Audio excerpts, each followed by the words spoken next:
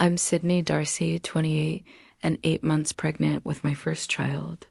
3 weeks ago, at what was supposed to be my baby shower, my parents sat me down with my sister Claire and delivered an ultimatum that shattered everything I thought I knew about family. Claire deserves this baby more than you do, my mother said, her voice calm and matter-of-fact. She's been trying for 7 years. You're not even married. The betrayal cut deeper than I ever imagined possible. But what they didn't know was that I'd been quietly building something they never saw coming, a life they couldn't control, a future they couldn't manipulate. That night, I made a decision that would change everything. I booked a one-way ticket to New Zealand.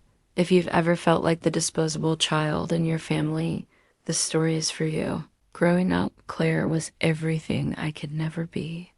3 years older, blonde where I was brunette, outgoing where I was quiet, she commanded every room she entered. Our parents' eyes would light up whenever she walked in, the same way they'd glaze over when I tried to share my achievements. I remember being 12, showing my mother a painting I'd worked on for weeks, a detailed watercolor of our garden that my art teacher had praised. Mom barely glanced up from arranging Claire's prom photos on the mantel. "That's nice, honey," she said absently, then turned back to Claire. "Now tell me again about what the photographer said about your bone structure." Claire's wedding photo still sits in the center of our parents' living room, a massive 16 by 20 portrait in an ornate gold frame. She looked radiant in her designer gown, everything paid for by her parents who claimed they were investing in her happiness. When I graduated college summa cum laude, I got a card with $20 inside and a note that said, "Proud of you," in Dad's hurried handwriting, but it was Claire's fertility struggles that really revealed the depth of our parents' favoritism. For 7 years, she and her husband David tried everything: IVF, specialists, alternative treatments. Mom would call me crying after each failed attempt, not to comfort me or ask about my life, but to unload her grief about Claire's pain. She would be such a perfect mother. Mom would sob into the phone. "It's just not fair. Some people get pregnant without even trying." The implication was always there, hanging in the air between us. Some people like me, supposedly. People who didn't deserve it as much as golden child Claire. I learned to be the reliable one, the one who didn't ask for much. When Claire needed a kidney donor and I was a match, I offered without hesitation. When she needed money for her third round of IVF, I quietly contributed from my savings. When she needed someone to blame for her unhappiness, I absorbed that. Our parents treated Claire's infertility like a family tragedy that required all of us to sacrifice. David got promoted at his law firm. Claire got spa weekends and shopping trips to help with the stress. I got asked to babysit their friends' children because it might give Claire hope to see family with babies. The manipulation was so subtle, so ingrained in our family dynamic, that I didn't even recognize it as such until much later. I thought this was just how families worked. Some people got unconditional love. Others got conditional approval based on their usefulness. Claire's tears were currency in our house. One sob from her could redirect an entire conversation, change vacation plans, or guilt me into giving up something I wanted. She wielded her pain like a weapon, and our parents enabled every swing.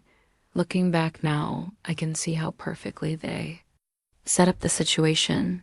For years, they programmed me to believe that Claire's happiness was more important than mine, that her needs superseded everyone else's. They created the perfect storm where asking me to hand over my baby would seem not just reasonable, but inevitable. I was the dependable daughter who never caused problems. Claire was the precious daughter who deserved everything. In their minds, this made perfect sense. The positive pregnancy test sat on my bathroom counter for 20 minutes before I could process what I was seeing. 2 pink lines, clear as day, changing my entire world in an instant. Marcus and I had been together for 8 months, a relationship that felt different from the casual dating I'd done before.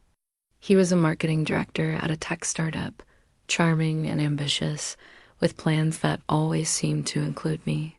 We talked about the future, maybe marriage someday, kids eventually, but this was happening now, unplanned and overwhelming. When I called to tell him, his excitement surprised me. Really? Sid, this is amazing. His voice was pure joy through the phone. I know it's unexpected, but I love you. We can do this. For 3 beautiful days, I lived in that bubble of happiness. We made plans, talked about names, imagined our little family. Marcus started researching cribs online and texted me pregnancy articles throughout the day. I felt loved, supported, ready for this next chapter. Then I told my parents. Mom's reaction was immediate and telling.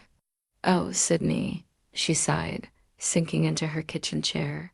"What were you thinking? You're not even married. How are you going to manage this alone?" "I'm not alone," I protested. "Marcus and I are together. We're happy about this." Dad looked up from his newspaper with a frown. "Marcus seems nice enough, but marriage is different from dating, honey. Babies change everything. Most men your age aren't ready for that kind of responsibility." Their lack of enthusiasm stung, but I tried to stay positive. I showed them the ultrasound pictures when they became available, talked about my prenatal appointments, shared my excitement about feeling the baby move. Their responses were always lukewarm, tinged with worry and disappointment. It was Claire's reaction that should have been my first red flag. When I told her at our monthly sister dinner, her face went through a series of expressions: shock, pain, and something else I couldn't identify at the time. Something that looked almost like hunger. "Congratulations," she said carefully, her voice strained. "I'm happy for you, really. It's just," she stopped, tears welling up in her eyes. "It's hard sometimes, you know? When it feels like everyone else gets what you want most." I felt terrible. Here I was, accidentally pregnant and unprepared, while she'd been trying desperately for years. "Claire, I'm so sorry. I know this must be difficult." No, she said quickly, reaching across to squeeze my hand. "I don't want you to feel bad. This baby is a blessing. I just wish," she trailed off, but I knew what she meant. As my pregnancy progressed, the family dynamics grew more complex. My parents' concern seemed to focus less on my well-being and more on what they saw as an impending disaster. They questioned everything: my financial readiness, my maturity level, my ability to parent alone. When Marcus inevitably leaves, their predictions became a self-fulfilling prophecy. The constant questions about our commitment, their subtle suggestions that he wasn't ready for fatherhood, their way of talking about my pregnancy like it was a problem to be solved rather than a joy to be celebrated. It all wore on Marcus. The breaking point came at a family barbecue when I was 6 months along. Dad cornered Marcus by the grill, ostensibly to talk about sports, but I could see the conversation shift. When Marcus found me later, he was quiet, distant. "Your dad asked if I was sure I was ready for this," he said as we drove home. He said, "Most guys my age bolt when things get real." "You're not most guys," I said, but I could hear the uncertainty creeping into my own voice. "But what if I am?" Marcus stared out the windshield. "What if he's right? I mean, we've been together less than a year. This is a huge responsibility." Within a week, Marcus was pulling away. The texts became shorter, the visits less frequent. He started working late more often, going out with friends on weekends. When I confronted him, he said he needed space to think. By the time I was 7 months pregnant, he was gone. Not dramatically, not with a big fight or ultimatum. Just a gradual fade until one day I realized I hadn't heard from him in 3 weeks. When I finally called, he was apologetic but firm. "I care about you, Sid. I really do. But I'm not ready for this." I thought I was, but I'm not. The abandonment hurt more than I expected. Not because I couldn't handle single motherhood, but because it proved my parents right. It validated every worried look, every suggestion that I was in over my head, every implication that this pregnancy was a mistake. But holding that positive pregnancy test in my hands, I felt something I'd never experienced before, pure, uncomplicated joy about something that was entirely mine. That feeling, that certainty, stayed with me even after Marcus left. This baby was wanted, loved, and mine. The guest list should have been my first clue.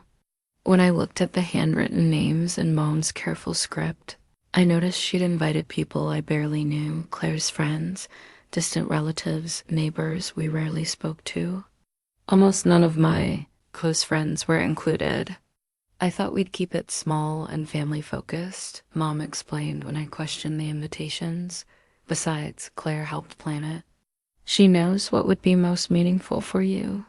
The shower was held at Claire's house, decorated in soft pastels with expensive touches that made my modest income feel inadequate. Everything was beautiful, but somehow impersonal, like it was designed for someone else entirely. I should have been suspicious when Claire pulled me aside before the guests arrived. She looked perfect as always, but there was something desperate in her eyes that I'd never seen before. "Sydnie, can we talk? Just the two of us before everyone gets here." She led me to her pristine living room, where our parents were already waiting on the cream-colored sofa. The setup felt formal, planned. Mom and Dad sat together with serious expressions while Claire took the chair across from me. I suddenly felt very alone, very pregnant, very exposed in this beautiful house that had never felt like home. "Honey," Mom began, her voice taking on that careful tone she used when she wanted something. "We need to discuss something important with you, about the baby." My hand instinctively went to my belly. "What about the baby?" Dad leaned forward, his expression grave. "We've been thinking about your situation, unmarried, Marcus gone, no real support system. This isn't fair to you or the baby. We want to help," Claire said quickly, her voice thick with emotion. "David and we've talked about this extensively. We could adopt the baby. Keep it in the family, you know? You could still be the aunt, still be involved, but the baby would have two parents, financial security, everything we can provide." The words hit me like a physical blow. I sat there 8 months pregnant, processing what they were asking, what they were demanding. "You want me to give you my baby?" My voice sounded small, uncertain. "Not give," Mom corrected. "This would be an adoption, legal, proper. Claire and David have already consulted with attorneys. You wouldn't have any financial obligations, any of the stress. Claire deserves this baby more than you do." Dad interrupted, his tone matter of fact. "She's been married for 8 years. They have the house, the stable income, the maturity. She's been trying for 7 years, Sydnie. 7 years of heartbreak." Claire was crying now, real tears streaming down her face. "I know it's a lot to ask, but I've already loved this baby for months. Every doctor's appointment you've told us about, every ultrasound picture, I've been imagining being this baby's mother. When I couldn't have children, I thought maybe this was God's plan. Maybe this baby was meant to be mine." The manipulation was so complete, so seamless, that for a moment I almost believed them, almost convinced myself that they were right, that I was being selfish, that a good sister would do this without question. "But it's my baby," I whispered. "Biologically, yes," Mom said. "But think about what's best for the child. Think about what kind of life you can provide versus what Claire and David can offer. It's not even close, honey." They had answers for everything. Claire pulled out pamphlets from adoption agencies, financial projections showing how much it costs to raise a child, statistics about single mothers and poverty rates. It was clear they'd been planning this conversation for weeks, maybe months. "You're young," Dad said. "You have your whole life ahead of you. You can finish establishing your career, find the right man, have children when you're truly ready. This doesn't have to derail your future. The baby would still be family, Claire added, desperately. You'd be the favorite aunt. You could babysit, be involved in all the important moments. It would just, the responsibility wouldn't all be on your shoulders. I looked around the room at the three people who were supposed to love me most in the world and realized they saw me as nothing more than a vessel, an incubator for Claire's long-awaited child. My pregnancy, my body, my baby, none of it belonged to me in their minds. I need to think about it, I managed to say. Of course, Mom said quickly. We're not rushing you, but the legal paperwork does need to be started soon, and Claire wants to be involved in the birth plan. I said I need to think about it. My voice came out stronger than I expected. The guests started arriving then, and I had to sit through 2 hours of baby shower games and gift opening, pretending everything was normal while my world crumbled around me. Every onesie, every bottle, every toy felt like it was being given to someone else. Claire hovered nearby during the entire gift opening, touching everything, exclaiming over the tiny clothes like they were already hers. When someone asked about the nursery, Claire answered before I could. We're still finalizing the details, but it's going to be beautiful. We, not a we dad as the guests left, several pulled me aside with concerns. My cousin Sarah, who I'd grown up with, seemed particularly troubled. Sydnie, are you okay? Something feels off about today. Claire kept talking about the baby like she stopped herself, shaking her head. Maybe I'm reading too much into it. You're not, I wanted to say, but I just smiled and thanked her for coming. That night, I sat in my small apartment surrounded by baby gifts, realizing that what should have been the happiest day of my pregnancy had become the day I learned my family saw my child as their solution to Claire's problem. The handwritten guest list lay on my coffee table, and I finally understood why my friends hadn't been invited.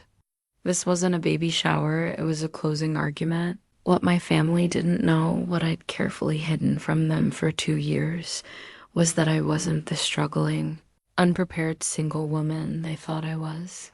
While they saw me as the quiet, unreliable daughter who worked part-time at a local marketing firm, I've been building something else entirely. It started during my senior year of college when I freelanced logo designs for a few local businesses. What began as beer money turned into something more substantial when I created a brand identity for a startup that went on to raise significant funding. Word of mouth in the business community led to more clients, better projects, higher rates. Stopped by the time I graduated. I was earning more from freelance work than my part-time job paid. But I kept both, using the office job as cover while I built my real career in secret. There was something satisfying about having a life my family couldn't monitor, couldn't judge, couldn't control. My bank statements told a story they would never have believed. Over 2 years, I'd saved nearly $80,000 from my freelance graphic design business. I had corporate clients in 3 states, a growing reputation in the tech industry, and projects booked out for 6 months. The little apartment I rented was by choice, not necessity. I was banking most of my income while keeping my expenses minimal. The marketing firm where I worked part-time had no idea about my side business. Neither did my family. As far as they knew, I was barely scraping by on a 20-hour-a-week administrative job, living paycheck to paycheck like most people my age. I kept separate portfolios, one with the small, local projects I could mention in passing, another with a major corporate rebrands and tech startup identities that paid my real bills. When Claire asked about work, I'd mentioned the occasional small business logo. When my parents worried about my finances, I'd let them. The secrecy wasn't entirely intentional at first. I'd learned early that sharing good news with my family often led to disappointment. When I made Dean's List in college, Mom responded with worry about Claire's struggling grades. When I got promoted at my part-time job, Dad used it as an opportunity to lecture me about not getting too ambitious too quickly, so I stopped sharing. I celebrated my wins privately, deposited my checks quietly, and built my independence without fanfare. During my pregnancy, this hidden income became crucial. While my family worried about how I'd afford diapers and daycare, I was quietly researching international health insurance and calculating the cost of relocating to another country. I'd taken online courses in digital marketing and web development during my pregnancy, expanding my skill set and client base. My laptop contained a world they knew nothing about, client contracts worth 5 figures, testimonials from Fortune 500 companies, a professional network spanning multiple industries. I had options they couldn't imagine. The most liberating realization came when I did the math on child rearing costs. Yes, raising a baby was expensive, but I was already earning more than many two-parent households. I could afford quality childcare, a larger apartment, all the things Claire and my parents insisted I lacked.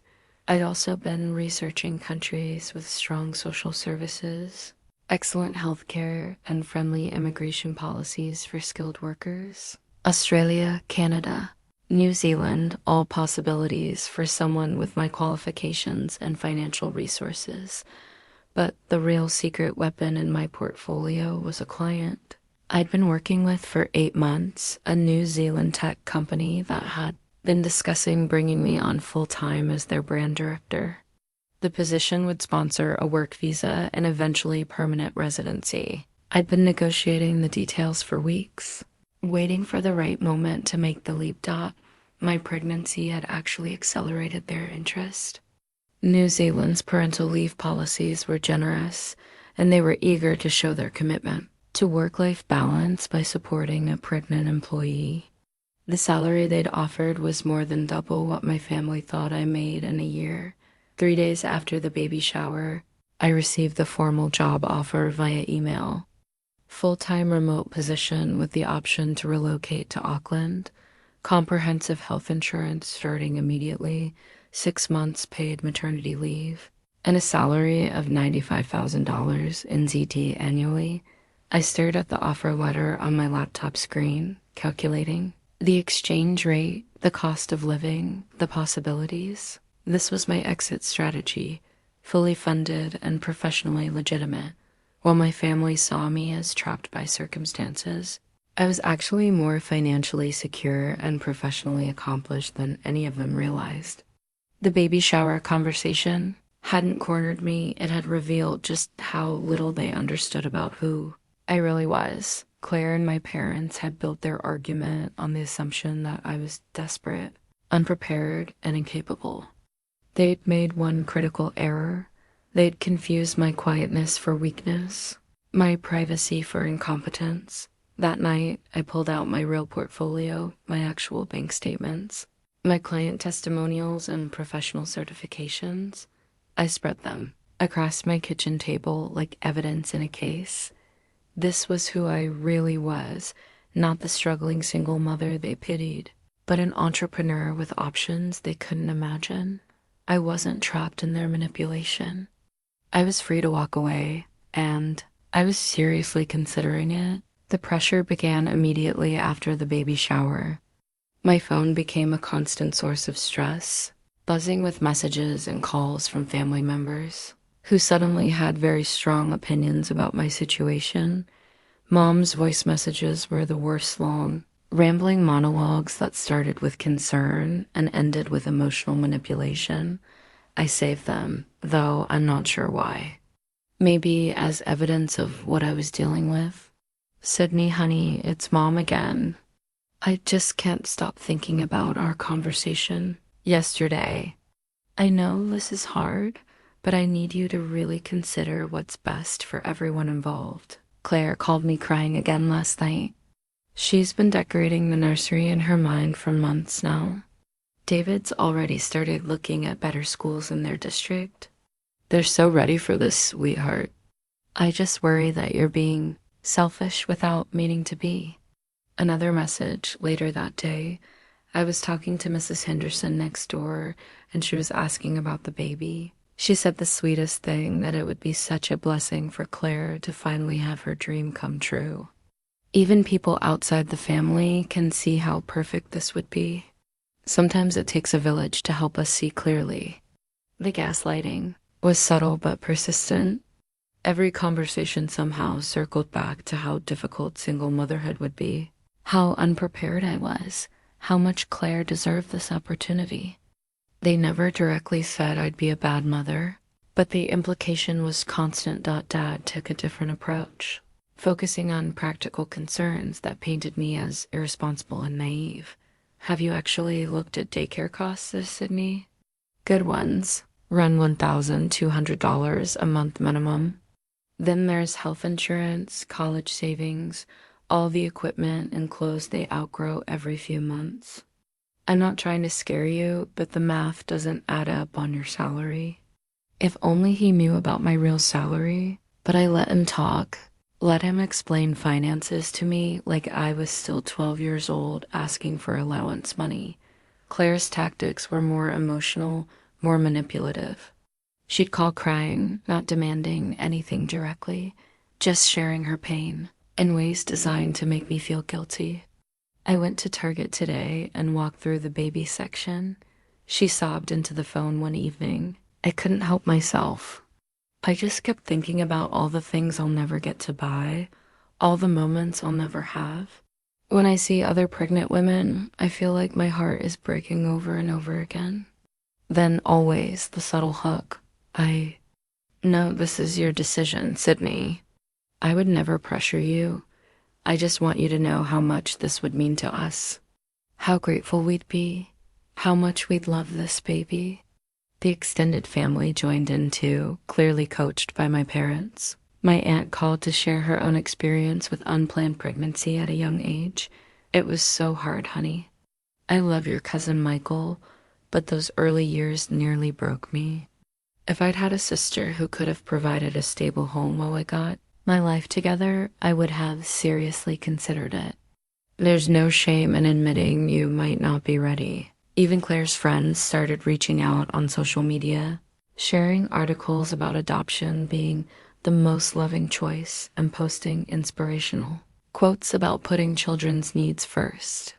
The campaign was coordinated, relentless, and designed to make me feel like the villain in everyone else's love story. But the most insidious part was how they framed their manipulation as concern for me. We just want what's best for you, Mom would say. You're so young, so much potential ahead of you. You don't want to look back in 10 years and regret how this changed everything. Think about your future husband, Dad added. Most men your age aren't ready to be stepfathers. You might be limiting your options. They made it sound like giving up my baby would be a gift to myself, a sacrifice for my own good. They painted parenthood as a burden I wasn't equipped to handle rather than a joy I was looking forward to. The worst part was the way they questioned my maternal instincts, suggesting that my desire to keep my baby was somehow selfish rather than natural. If you really love this baby, Claire said during one particular manipulative conversation, you'll want what's best for them, not what makes you feel good. As if loving my child and wanting to raise them was somehow selfish. As if the bond I already felt, the protective instinct that had grown stronger every day of my pregnancy, was just vanity or immaturity. They isolated me systematically. Plans with extended family suddenly didn't include me. Friends who might have supported my decision were painted as bad influences. Even my doctor's appointments became subjects of family discussion, with Mom offering to come along to make sure you're asking the right questions. After 2 weeks of constant pressure, I started screening their calls, but that only escalated their tactics. They'd show up at my apartment unannounced, claim they were worried because I wasn't responding to messages, make me seem unstable for needing space. The final straw came when I found out Claire had been telling people the decision was already made. A mutual friend congratulated her on the upcoming adoption at the grocery store, mentioning how excited she must be about getting Sydnie's baby. When I confronted Claire, she was defensive rather than apologetic. I was just so hopeful, she said. People were asking questions, and I thought, it makes so much sense. I didn't think you'd mind if I mentioned the possibility, but it wasn't a possibility to her. In her mind, it was already decided. I was just being stubborn, taking too long to come to the right conclusion. That night, I sat in my apartment listening to the saved voice messages, reading through the text chains, looking at the pattern of manipulation they'd woven around. Emmy, the voices of people who were supposed to love me unconditionally, telling me in a dozen different ways that I wasn't good enough, prepared enough, worthy enough to be a mother, but beneath their voices, I could feel something else. My baby, moving, responding to my stress with little kicks and rolls. She was real, alive mine, and every instinct I had screamed that no amount of guilt or manipulation could change that fundamental truth. I deleted the voice messages one by one, but I remembered every word. The people who claimed to love me had shown me exactly who they really were. At 2 a.m., 3 days after Claire's grocery store revelation, I found myself deep in an internet rabbit hole that would change my entire life. What started as stress browsing had turned into serious research about starting over somewhere else. Entirely.New Zealand's immigration website became my obsession. I read every page, bookmarked every requirement, took notes like I was studying for the most important exam of my life. The country had a points-based system for skilled workers, and I started calculating my scores with growing excitement. Age, 28 years old. Points awarded for being in prime working age. Education, bachelor's degree in marketing with a minor in graphic design. More points, work experience, 2 years of documented freelance experience, plus my part-time job.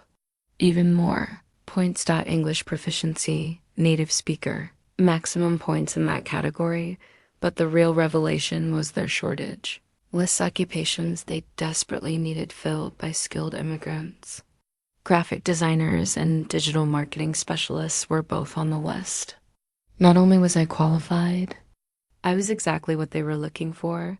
I downloaded forms, read testimonials from other immigrants, joined Facebook groups for Americans in New Zealand. The more I learned, the more possible it seemed. The healthcare system was universal.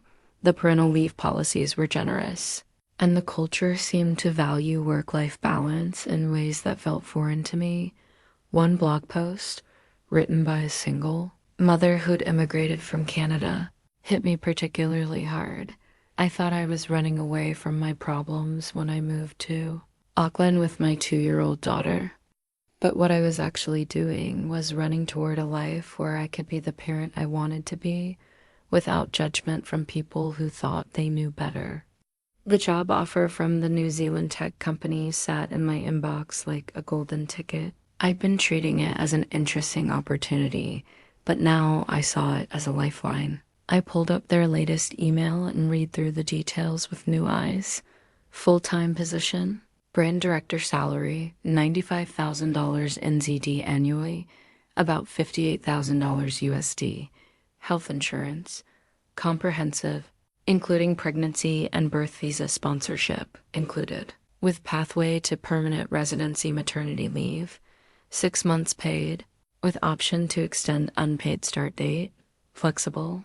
Accommodating current pregnancy, the salary seemed modest until I researched cost of living. Housing in Auckland was expensive, but everything else, food, healthcare, utilities, was comparable or cheaper than what I was used to. More importantly, the social safety net meant I wouldn't be entirely on my own if something went wrong. Spent hours on real estate websites, looking at apartments I could afford. 2-bedroom places in decent neighborhoods, close to parks and good schools. I imagined my baby's first steps on those wooden floors, birthday parties in those small backyards. The healthcare system was what sealed it for me. Stories from American expat mothers about giving birth in New Zealand sounded like fantasy, no insurance battles, no surprise bills, no pressure to leave the hospital before they were ready. The midwifery system meant personalized care throughout pregnancy and beyond. I found forums where women shared their birth experiences, their maternity leave stories, their children's healthcare journeys. The contrast with American experiences was stark. These mothers talked about feeling supported, cared for, valued by their society in ways that made me realize how isolated and stressed I'd been feeling dot by dawn. I had a rough plan sketched out in a notebook: timeline for visa application, estimated moving costs, logistics for international relocation while heavily pregnant. It was ambitious, maybe crazy, but it was possible. The New Zealand company's HR representative had been patient with my questions. Over the past few months, probably thinking I was just being thorough, now I crafted an email that would change everything. Thank you for your continued patience with my decision process. I'm ready to accept your offer with one additional request. I'd like to start as soon as possible, ideally within the next month. I know this is short notice, but my personal circumstances have changed, and I'm eager to begin this new chapter of my career and life. I hesitated for only a moment before hitting send. It was 6 a.m., which meant it was already evening. In Auckland, with any luck, I'd have a response by the time I woke up, but sleep didn't come. Instead, I kept researching, planning, imagining. I looked up prenatal care in Auckland, pediatricians, childcare options for when I eventually returned to work. I researched neighborhoods, schools, community centers for new mothers. For the first time since the baby shower confrontation, I felt something other than trapped. I felt hopeful. I felt powerful. I felt like I had choices my family couldn't imagine. The research phase consumed the next week. I downloaded visa applications, gathered documentation, researched international moving companies that could handle pregnancy-related timelines. I found out which of my American certifications would transfer, which professional organizations I should join, which networking events I should attend once I arrived. Most importantly, I researched what it would be like to give birth and raise a child as an immigrant. The stories were overwhelmingly positive. New Zealand seemed to understand that supporting new parents meant supporting the entire society. The contrast with my family's messages about burden and sacrifice was striking. My baby would be a New Zealand citizen by birth, with all the benefits that entailed. Healthcare, education, social services, all designed around the idea that children were a community responsibility, not just an individual burden. I printed out the immigration paperwork and stacked it on my kitchen table next to my hidden portfolio. Two different versions of my life: the successful professional my family never saw, and the possibility of a future they couldn't control. New Zealand wasn't just an escape plan anymore. It was a destination. Not everyone in my family had drunk the Kool-Aid. My father's sister, Linda, had been watching the situation unfold with increasing concern. And 3 weeks after the baby shower, she finally reached out. Her text message was simple but loaded. Coffee tomorrow? Just us. There are things we need to discuss. Aunt Linda had always been different from the rest of the family, more direct, less interested in keeping peace at any cost. She'd never married, built a successful real estate career, and had a reputation for speaking truth even when it was uncomfortable. We met at a cafe across town, away from anywhere we might run into other family members. Linda got straight to the point. What they're asking you to do is wrong, Sydnie. I've been watching this circus for weeks, and I can't stay quiet anymore. The relief of having someone acknowledge the insanity was overwhelming. I almost started crying right there in the coffee shop. Your parents have lost perspective, she continued. I love Claire, but this obsession with her infertility has consumed the entire family. You're being treated like a brood mare, and it's disgusting. Linda's directness was exactly what I needed. She didn't sugarcoat anything or try to see both sides. She saw the situation for what it was: manipulation and coercion dressed up as family concern. What do you want to do? She asked simply. Keep my baby, I said without hesitation. But they're making me feel like I'm selfish for wanting that. Wanting to raise your own child isn't selfish. It's normal. It's healthy. What's happening to you isn't. Linda became my secret ally, the only family member who supported my decision without conditions. She offered practical help, financial support if I needed it, legal contacts, even a place to stay if things got worse at home. More importantly, she validated what I'd been feeling but couldn't articulate. This isn't about what's best for the baby, she said. This is about Claire's feelings and your parents' inability to tell her no. They've decided your needs don't matter. My friends outside the family were equally supportive, but many of them didn't fully grasp the complexity of the pressure I was under. My college roommate Jessica tried to be helpful, but couldn't understand why I didn't just tell everyone to back off. Just say no, she said during one of our phone calls. It's your baby, end of story. If only it were that simple. Jessica had grown up in a family where boundaries were respected, where individual autonomy was valued. She couldn't imagine the suffocating web of guilt and manipulation that defined my family dynamics. My neighbor Marcus, different Marcus, coincidentally was more understanding. He'd watched my pregnancy progress, seen how happy I'd been before the baby shower, noticed the change in my demeanor afterward. You look stressed all the time now, he observed one evening when we ran into each other checking mail. Everything, okay? When I gave him the abbreviated version, his reaction was immediate. That's messed up. Nobody gets to decide what you do with your body or your baby. These conversations with supportive people helped me realize how abnormal my family's behavior really was.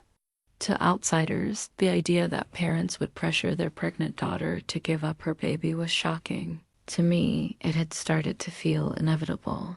But the family members who sided with my parents made life increasingly difficult. My cousin Angela, Claire's closest friend since childhood, became particularly hostile. I can't believe how selfish you're being, she told me at a family gathering I couldn't avoid. Claire has been like a mother to all of us younger cousins. She deserves this happiness. My Uncle Tom, Dad's brother, took a more paternalistic approach. Sometimes the younger generation needs guidance from those with more life experience.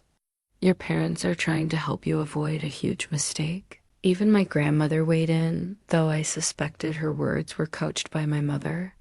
In my day, we understood that sometimes sacrifice was necessary for the good of the family. Children were raised by whoever was best equipped, not just whoever gave birth to them. The pressure was coordinated and relentless. Family gatherings became interventions in disguise. Social media posts were crafted to make me feel guilty. Casual conversations were weapons designed to wear down my resolve. But Aunt Linda's support gave me strength to see through the manipulation. During one particularly difficult family dinner, she spoke up when the pressure became too intense. That's enough, she said firmly when Dad started his financial lecture again. Sydnie is a grown woman making a decision about her own child. The rest of you need to respect that and back off. The room went silent. Nobody had challenged the family narrative. So directly before, Linda, we're just trying to help, Mom began. No, you're trying to manipulate a pregnant woman into giving up her baby because it would make Claire happy. That's not help. That's coercion. The dinner ended early with uncomfortable goodbyes and meaningful looks exchanged between my parents and Claire. But I felt less alone than I had in weeks. Later that night, Linda called me. I meant what I said. You're not alone in this. If you need anything, money, legal help, a place to stay, you call me. She paused and added something that surprised me.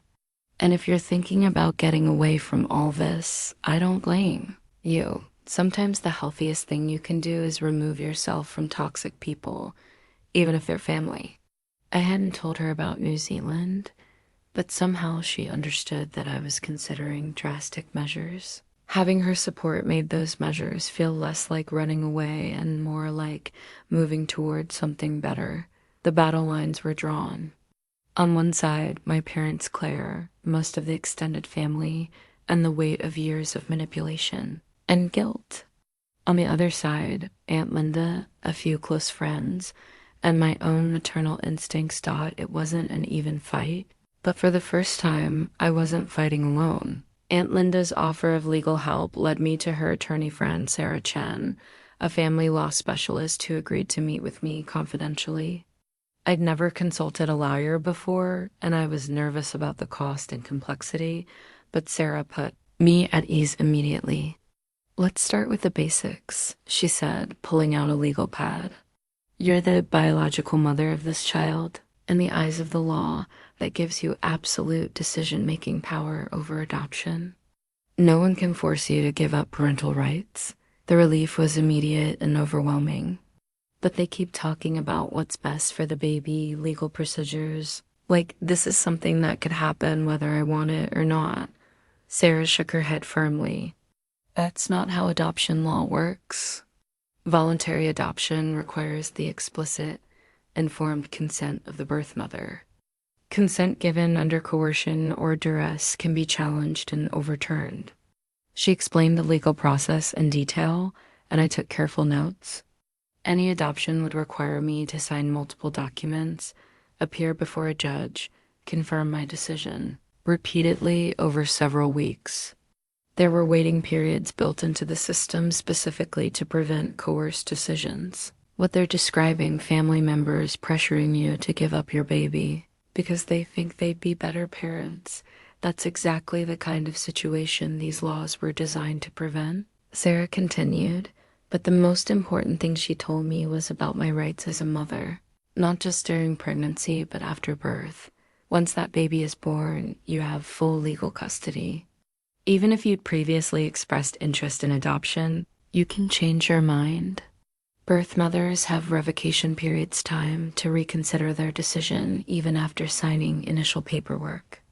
I felt like I'd been holding my breath for weeks and could finally exhale. So all this pressure, all these conversations about what's best for everyone legally, none of that matters? None of it. The only opinion that matters is yours as the legal parent. Sarah leaned forward. "Now, are you considering adoption, or are you being pressured into it?" "Pressured?" I said without hesitation. "I want to keep my baby. I've always wanted to keep my baby. But my family keeps making me feel like I'm being selfish." Sarah made notes, asking specific questions about the pressure tactics my family was using. When I described the baby shower confrontation, her expression grew serious.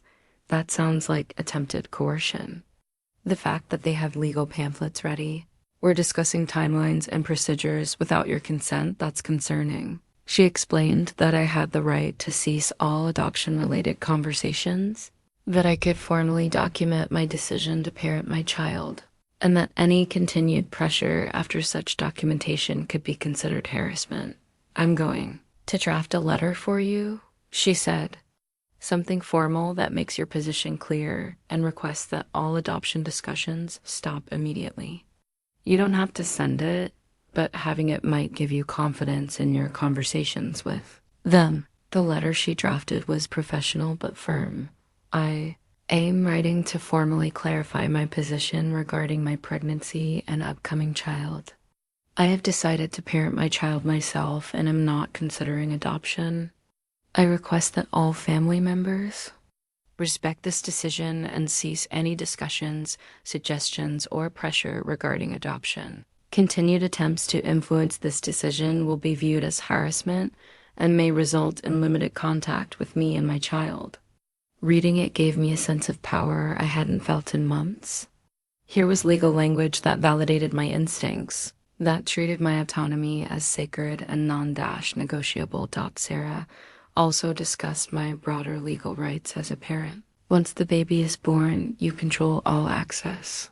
If family members continue to boundary cross or attempt to undermine your parenting, you can limit their contact. Grandparents' rights laws are very limited. They can't force access over a parent's. Objections without proving serious harm. This was news to me. I'd assumed my parents would automatically have rights to see their grandchild, that I'd have to endure continued manipulation and pressure even after the birth. But Sarah explained that parental authority was legally absolute in most circumstances. You get to decide who has access to your child and when. You get to set boundaries and enforce them. You don't owe anyone a relationship with your baby, even if they're family. She also addressed something I hadn't even thought to ask about. What would happen if I moved away, even internationally?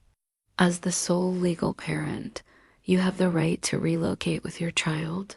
There's no other parent with custody rights who could object, no court orders preventing travel. You're completely free to live wherever you choose. When I mentioned my job offer in New Zealand, Sarah didn't seem surprised. That's actually becoming more common, people relocating during pregnancy to start fresh somewhere with better support systems. She helped me understand the legal implications of international relocation. My child would gain New Zealand citizenship by birth, but would also retain American citizenship through me. There would be no legal barriers to the move, no requirements to notify or get permission from extended family.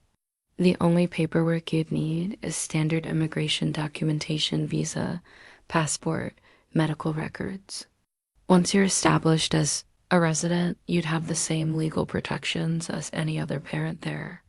Before I left, Sarah gave me additional resources pamphlets about parental rights, contact information for family counselors who specialized in boundary setting, and referrals to attorneys in New Zealand if I needed local legal support. One more thing, she said as I was gathering my things.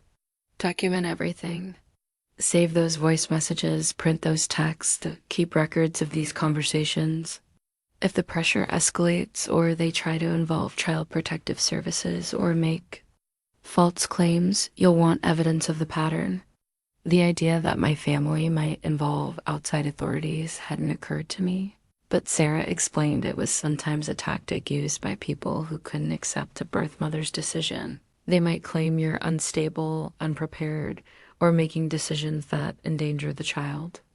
Having documentation of their coercive behavior protects you against false allegations. I left Sarah's office with a folder full of legal information and something I hadn't felt in weeks, certainty about my rights. My family's pressure campaign was emotionally devastating, but it was legally meaningless. I had all the power in this situation. I just hadn't understood that before. The consultation notes I'd taken became my security blanket over the following days. Whenever doubt crept in, whenever my family's voices got too loud in my head, I'd read through Sarah's explanations of my absolute legal authority. As this baby's mother, my parents didn't know family law. Claire didn't understand adoption procedures. Their confident assertions about what was best and what would have to happen were based on wishful thinking, not legal reality. I was the only one in this situation with actual rights. Everyone else just had opinions, and legally, opinions didn't matter. For the first time since the baby shower, I felt like I was standing on solid ground. The business registration documents for Darcy Design Solutions sat in my filing cabinet like a secret identity. Officially incorporated 18 months ago, the LLC had generated more income than my family could imagine, and it was all perfectly legitimate, documented, and portable.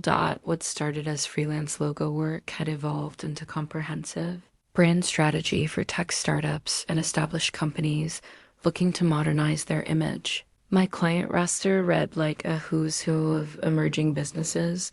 3 companies I'd worked with had gone on to raise Series A funding.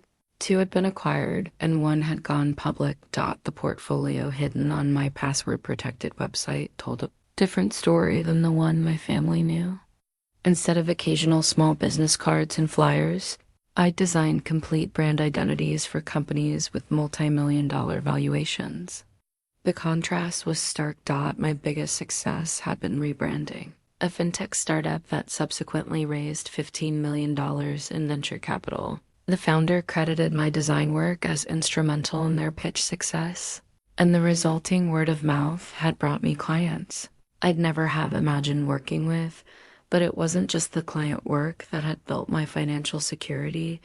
It was the business acumen I'd developed along the way.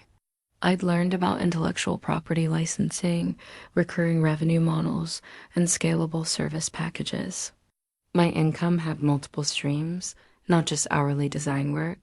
The online courses I'd been taking during my pregnancy weren't random education, they were strategic skill development, UX design, conversion optimization, digital marketing strategy.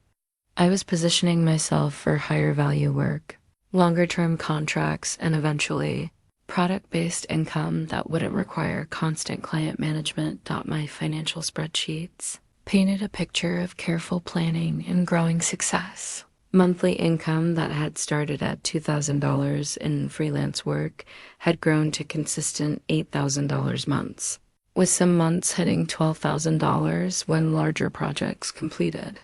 My business expenses were minimal laptop, software subscriptions, occasional subcontractor costs.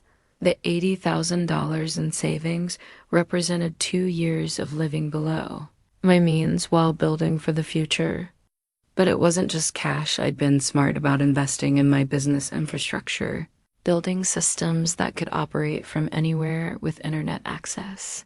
More importantly, I'd been building a reputation in the international design community, clients in 3 countries, testimonials from 5 industries, and a network of other freelancers and agencies who regularly referred work to me. This wasn't just a job, it was a portable career that could provide security anywhere in the world. New Zealand job offer represented the next level of this financial freedom. The salary was substantial, but more importantly, it came with benefits I never had as a freelancer: health insurance, retirement contributions, paid time off, and the credibility of a full-time position that would support visa applications and rental agreements. I'd done the math on New Zealand's cost of living multiple times. Housing in Auckland was expensive, but the salary would cover a comfortable 2-bedroom apartment and a good neighborhood. Food costs were comparable to what I was used to, utilities were reasonable, and transportation was excellent. More importantly, the social services meant I wouldn't be entirely on my own for childcare, healthcare, or education costs. But the real financial freedom came from having options. I could take the New Zealand position and maintain my freelance clients for additional income.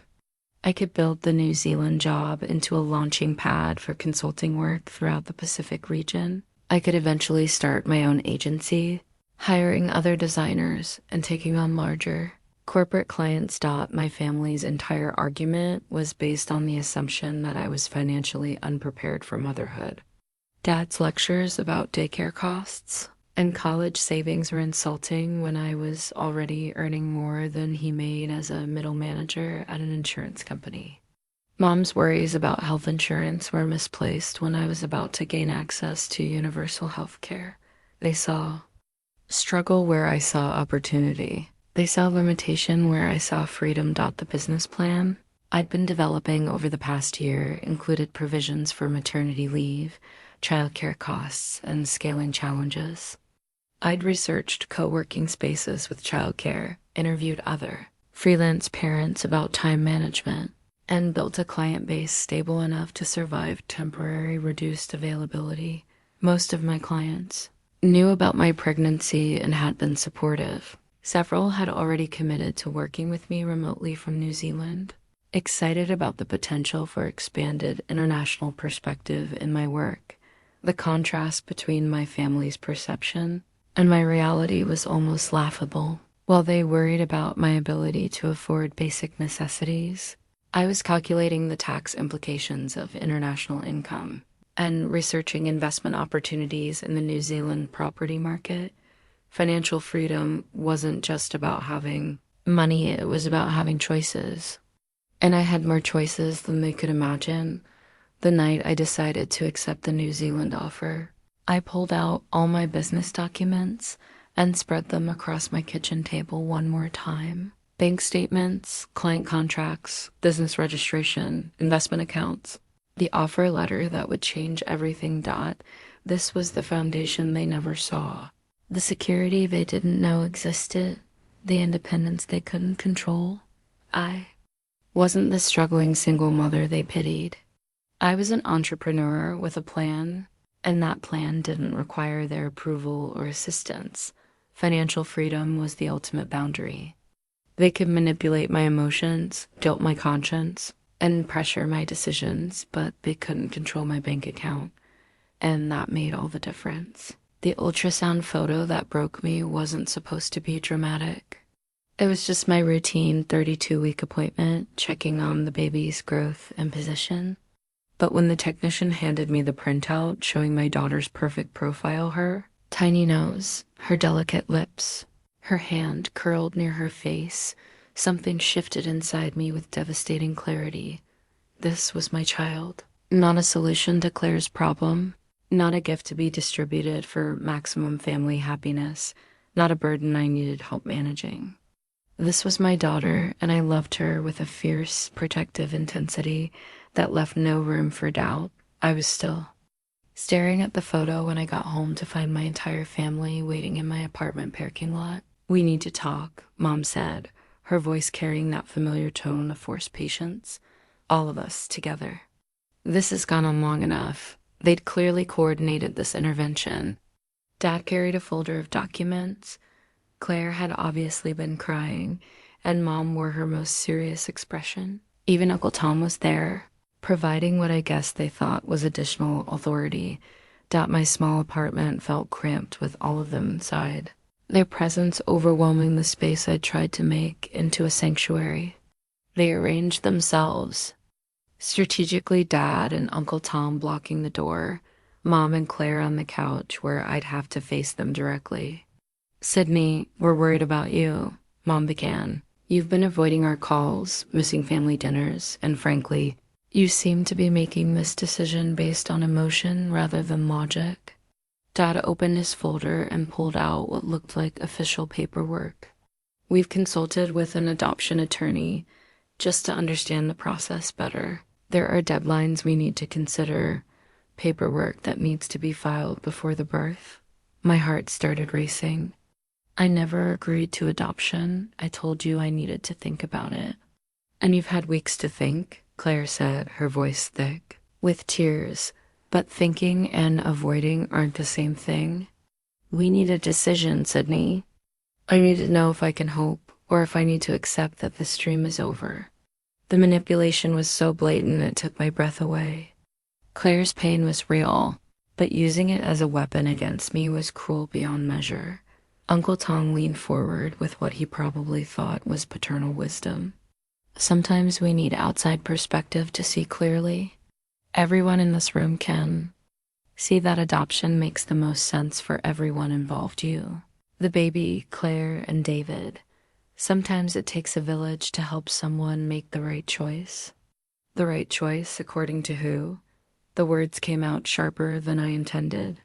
"According to reality," Dad said, pulling out financial projections. "We've done the math, honey. Daycare costs, health insurance, housing. You're looking at expenses you simply can't afford on your salary." If only they knew about my real salary.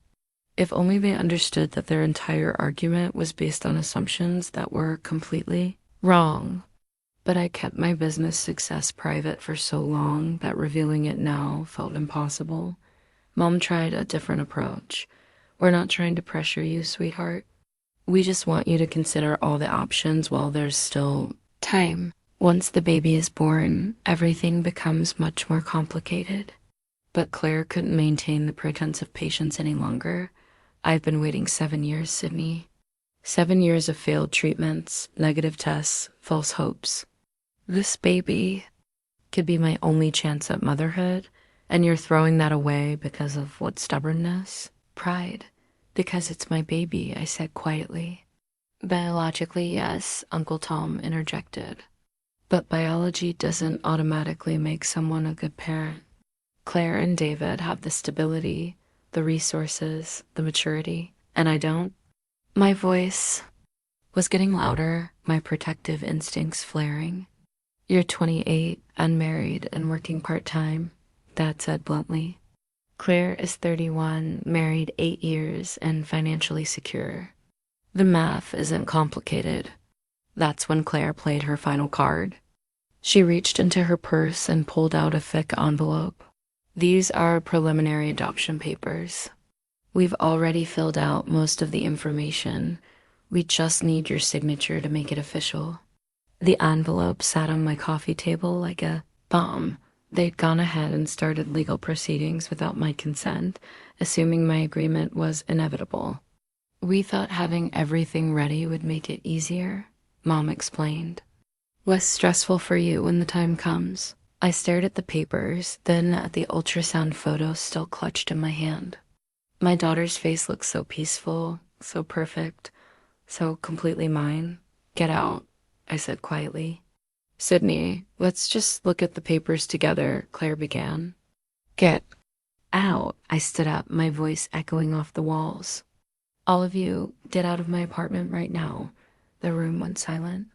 I'd never raised my voice to any of them before, never challenged their authority so directly. "Honey, you're upset," Mom said carefully. "Let's take a breath," and I said, "Get out. This is my home, my pregnancy, my baby, and my decision. You don't get to ambush me with adoption papers and financial lectures and tell me what's best for my child." Dad tried to take control. "You're being hysterical. We're trying to help you by forcing me to give up my baby, by bringing legal documents to pressure me when I've never agreed to adoption. This isn't help, this is coercion." I was shaking with anger, with the final recognition of how far they were willing to go to get what they wanted. The preliminary adoption papers were proof that they'd never intended to respect my decision if it wasn't the one they wanted. Claire was sobbing now, but I was done being manipulated by her tears. "You've been planning this for months, haven't you?" The baby shower, the pressure campaign, the family meetings, this was all leading up to these papers. "We just want what's best," Mom tried again. "What's best for Claire?" I interrupted. "None of this has ever been about what's best for me or my baby. It's about giving Claire what she wants because you can't bear to see her disappointed." Uncle Tom stood up, his face red with anger. "You're being selfish and ungrateful. Your family is offering to help raise this child properly. My family is trying to steal my child." The words hung in the air, shocking in their honesty. The silence that followed was deafening. We'd finally reached the truth none of them wanted to acknowledge.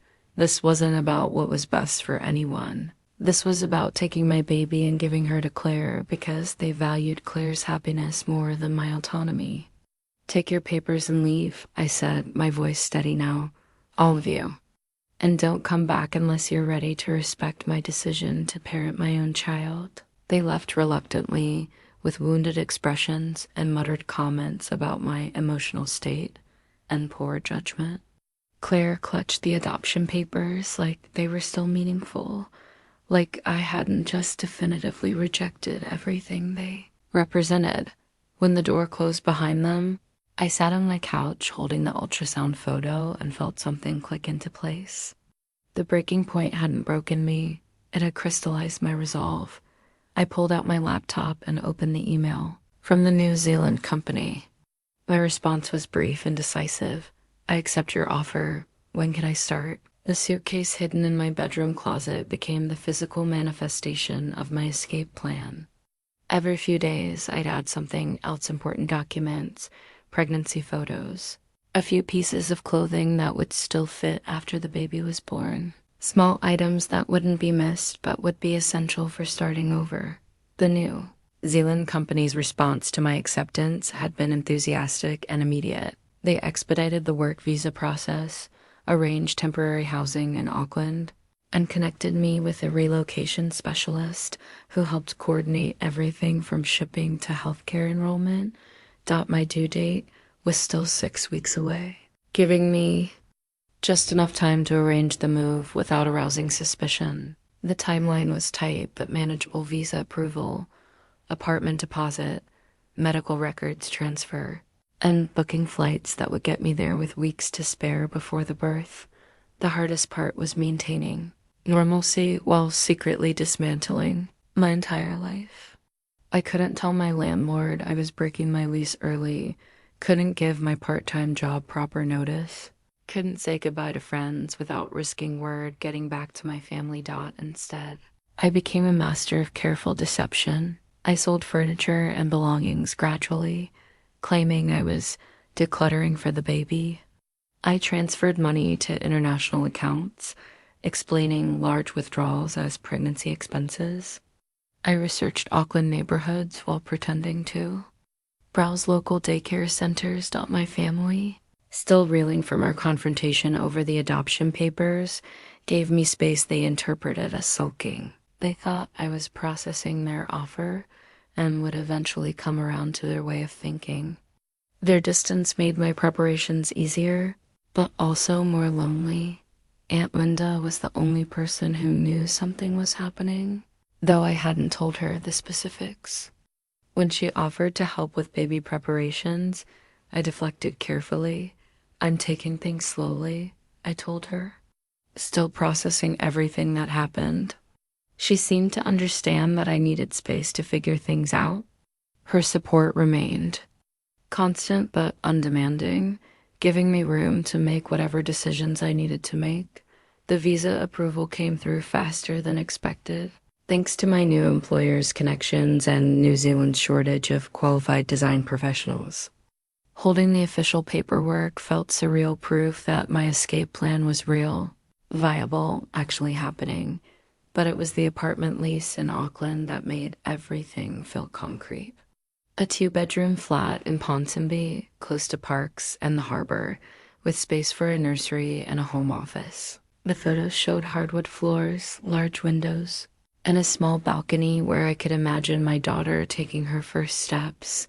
The deposit required nearly half my savings, but it was an investment in our future. More importantly, it was proof that I could provide the stability and security my family claimed.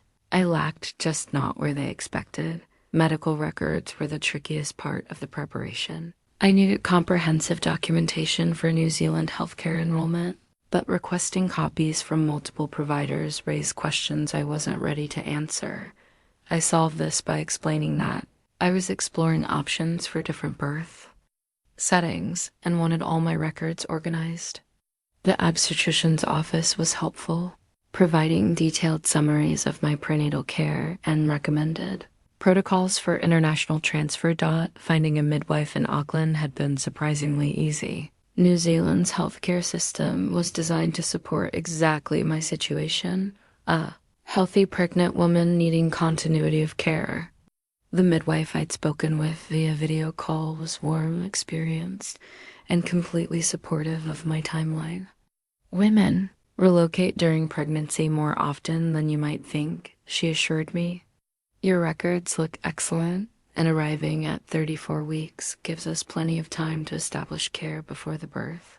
The international moving company specialized in urgent relocations and understood the sensitivity of my situation without requiring detailed explanations. They could ship my essential belongings and have them waiting when I arrived.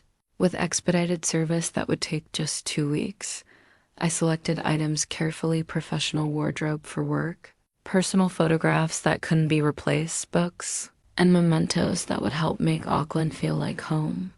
Everything else could be replaced, or wasn't worth the shipping cost. My biggest concern was timing the departure to minimize family interference. I needed to leave after my visa was finalized, but before my due date, during a period when my absence wouldn't immediately trigger alarm.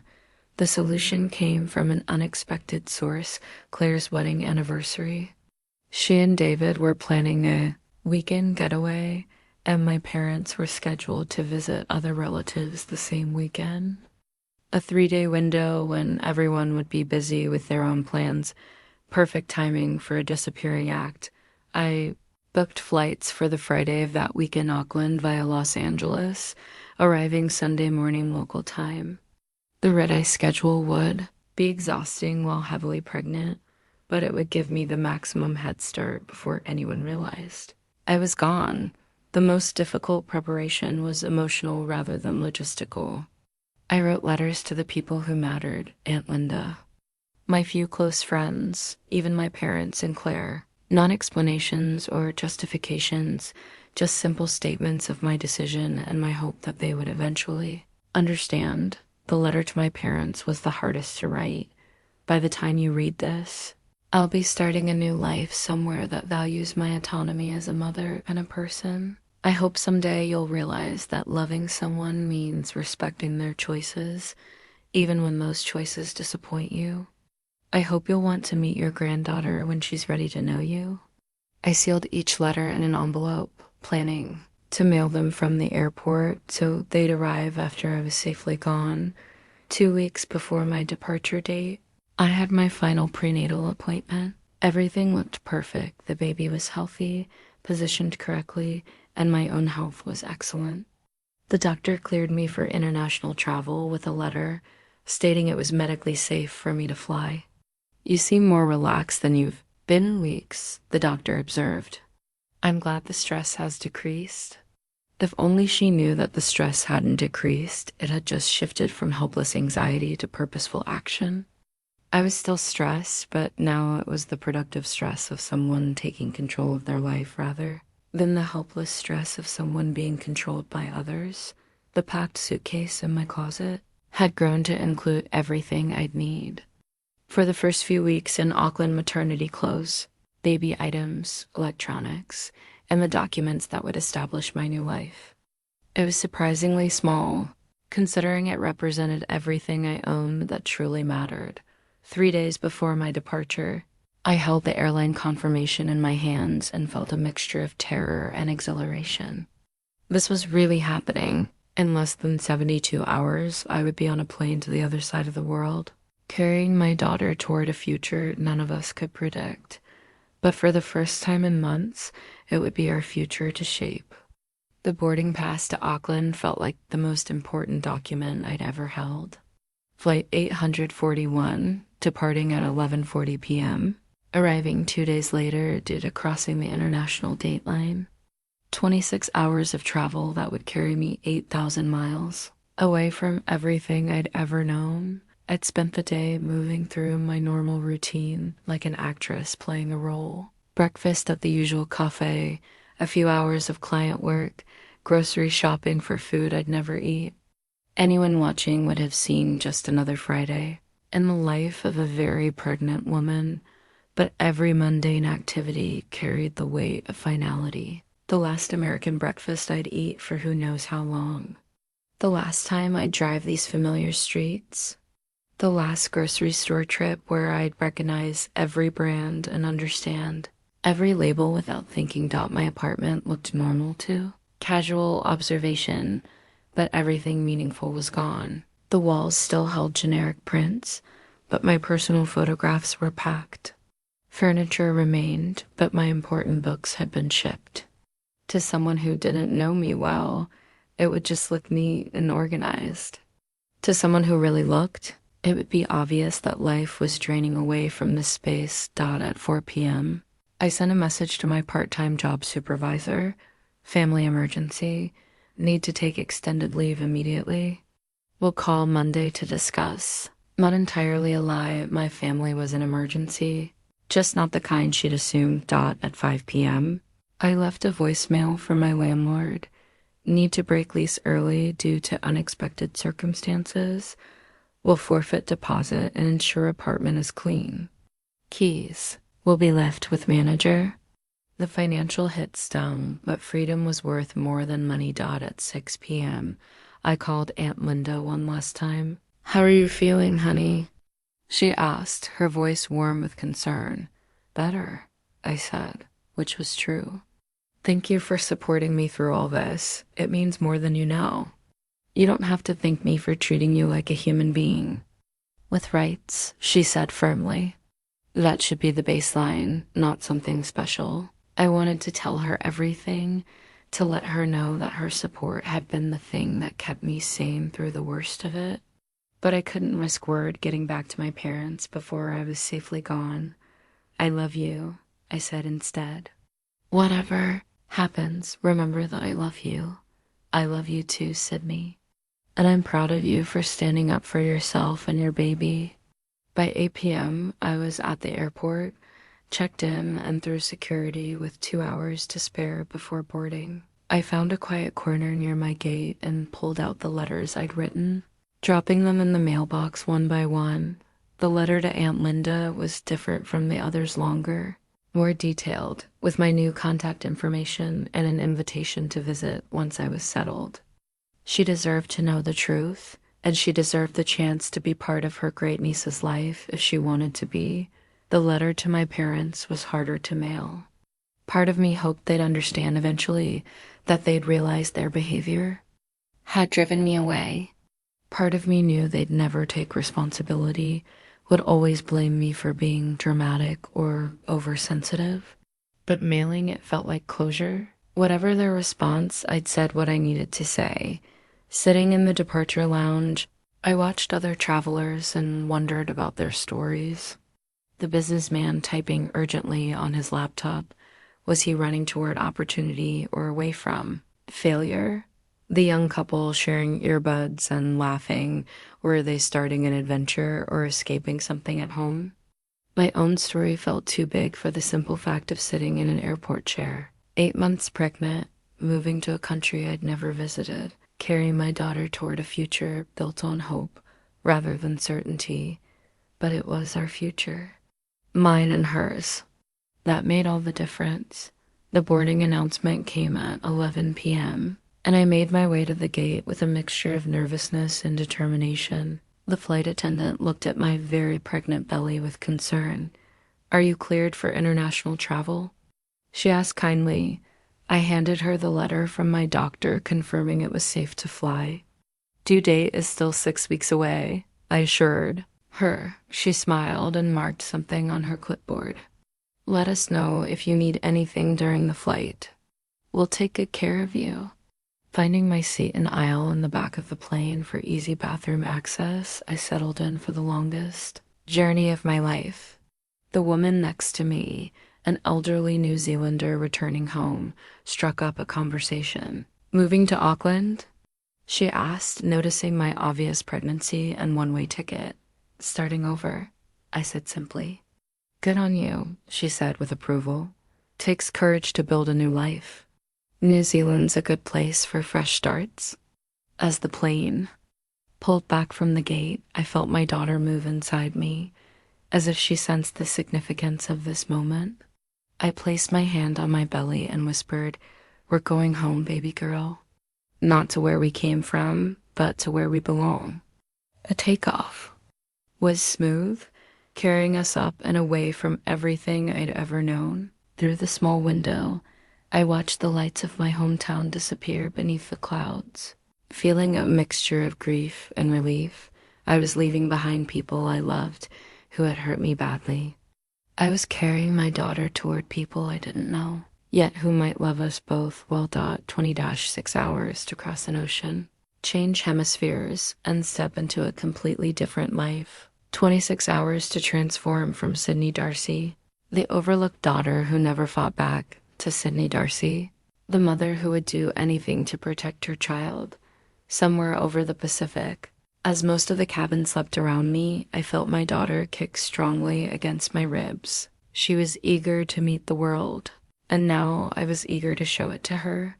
A world where her mother's voice mattered, where family meant support rather than manipulation, where love came without conditions. By the time my family discovered I was gone, we'd already be citizens of somewhere else. By the time they realized I was serious, we'd already be building the life they said was impossible. The boarding pass in my hand was more than transportation, it was transformation, mile by mile. We were flying toward freedom. The Auckland apartment lease in my hands felt like a passport to a different life. 2 bedrooms in Ponsonby, hardwood floors, a view of the harbor, and most importantly, no family members with opinions about how I should live. Landing at Auckland International Airport was surreal. After 26 hours of travel, I was exhausted, pregnant, and overwhelmed, but also exhilarated. The immigration officer stamped my work visa with routine efficiency, welcoming me to New Zealand like my arrival was perfectly normal, rather than the most dramatic thing I'd ever done. My new employer had arranged for a driver to meet me at the airport, a kindness that brought tears to my eyes. After months of feeling unsupported and criticized, having someone anticipate my needs felt revolutionary. "Welcome to Auckland," the driver said cheerfully, loading my single suitcase into his car. "First time in New Zealand?" "Yes," I said, and then added impulsively, "but I hope it won't be the last." The drive from the airport to my new neighborhood was like moving through a dream. Everything looked familiar yet foreign English signage but left-hand driving. Recognizable architecture but unfamiliar trees. A city that felt both cosmopolitan and relaxed in ways I wasn't used to. Ponsonby was exactly what I'd hoped for walkable. Diverse, full of cafes and parks, and the kind of community energy that made it easy to imagine raising a child here. The apartment building was modest but well-maintained, with a small garden courtyard that would be perfect for a toddler to explore someday. The apartment itself exceeded my expectations. Larger than it had looked in photos, with excellent natural light and a kitchen that actually had space for cooking real meals. But it was the second bedroom that made me emotional empty now, but already I could envision a crib by the window, toys scattered across the floor. All the beautiful chaos of family life my shipment from home had arrived 3 days earlier, and seeing my familiar belongings in this foreign context was both comforting and strange. My photographs looked different on these walls. My books felt like old friends in a new place. My professional equipment was ready to help me build a career on the other side of the world, but the most important task was establishing healthcare. I had an appointment with my new midwife the next morning, and I spent the evening organizing my medical records and preparing questions about giving birth in New Zealand. Sarah. My midwife was everything I'd hoped for: experienced, warm, and completely unfazed by my international relocation at 34 weeks pregnant. "You're hardly the first woman to move countries during pregnancy," she assured me during our first appointment. "Your records look excellent, and there's nothing here that concerns me. We'll do a full assessment today, but everything seems to be progressing perfectly." The difference in healthcare approach was immediately apparent. Sarah spent an hour with me answering questions, explaining the birth process in New Zealand, discussing pain management options and postpartum support. There was no rushing, no sense that I was taking up too much time or asking too many questions. In New Zealand, we believe pregnancy and birth are normal life events, not medical emergencies, she explained. Obviously, we're prepared for complications, but our default assumption is that your body knows what to do. The contrast with my experience in the US was striking. Here, I felt trusted and supported rather than managed and monitored. Even better was learning about New Zealand's parental leave policies. 6 months paid leave with the option to extend unpaid. Subsidized childcare when I returned to work. Healthcare that included everything from prenatal care to pediatric checkups at no additional cost. The government invests in families because we know strong families build strong communities, Sarah said simply. You won't be doing this alone. My new job was equally supportive. When I called to confirm my arrival and discuss my start date, my manager Emma was enthusiastic and accommodating. We're so excited to have you on the team, she said. Obviously, your priority right now is getting settled and preparing for the birth. Why don't you plan to start officially after your maternity leave? We'll keep paying your salary starting now, and you can ease into things at whatever pace feels comfortable. The generosity was overwhelming. In the US, I would have been scrambling to work until the last possible moment, worried about losing health insurance or income. Here, I was being supported through what everyone acknowledged was a major life transition, but the real test came when I finally turned on my phone and saw the messages from home. 17 missed calls from my mother, 23 text messages from various family members, 6 voicemails that I wasn't ready to listen to yet, and 1 email from Aunt Linda with the subject line, "So proud of you." I opened her email first. "Sydnie, I got your letter this morning, and I have to say I'm incredibly proud of you for taking control of your life and your daughter's future. What your parents and Claire did was inexcusable, and you were right to remove yourself from that toxic situation. I hope New Zealand is everything you dreamed it would be. Send me photos when you're ready. I love you, and I can't wait to meet my great niece." Aunt Linda, her support across 8,000 miles made me cry with relief. At least one person in my family understood that this wasn't abandonment, it was protection. The other messages were harder to face. Mom's texts ranged from frantic to angry to manipulative. "Where are you? We went to your apartment and you're gone. This is ridiculous. Come home immediately. Claire is devastated. How could you do this to her? If you think running away solves anything, you're more immature than we thought." Dad's messages were shorter but equally harsh. "You're making a huge mistake. This is what happens when you make emotional decisions. Call us immediately." But it was Claire's message that revealed the depth of their delusion. "I know you're scared and overwhelmed, but this doesn't have to change anything. Come home and we can still move forward with the adoption. David and I will even pay for your travel expenses if money is the issue." She still thought this was about logistics rather than autonomy. Even after I'd physically removed myself and my baby from their manipulation, she couldn't accept that I'd made a permanent choice about my own life. Turned off my phone without responding to any of them. There would be time for communication later, when I was stronger, when my daughter was safely in my arms, when I had the legal and geographical distance to set proper boundaries. For now, I needed to focus on building my new life rather than defending it to people who would never understand. Over the next few weeks, I established routines that felt healthy and sustainable. Morning walks along the harbor, afternoon work sessions for my remaining freelance clients, evening childbirth classes with other expecting parents who treated my pregnancy as a joy rather than a problem. The community of international families in Auckland was welcoming and diverse. Other immigrants understood the courage it took to start over somewhere new, and many had their own stories of escaping difficult situations in their home countries. "The hardest part is the loneliness at first," shared Maria, a woman from Brazil, who'd moved to New Zealand 5 years earlier. "But you'll find your people here. Auckland has a way of building chosen families for those of us who need them." Chosen family. The concept was revolutionary to someone who'd spent 28 years believing that biological relationships were permanent obligations rather than choices that could be reevaluated. My apartment slowly transformed from a temporary space into a home. I hung pictures, bought plants, arranged furniture to create cozy spaces for reading and working. Most importantly, I finished setting up the nursery, painting the walls a soft yellow, assembling the crib that would soon hold my daughter, arranging tiny clothes and drawers with hands that shook with anticipation. 6 weeks into my new life, I felt my first real contractions during a routine grocery shopping trip.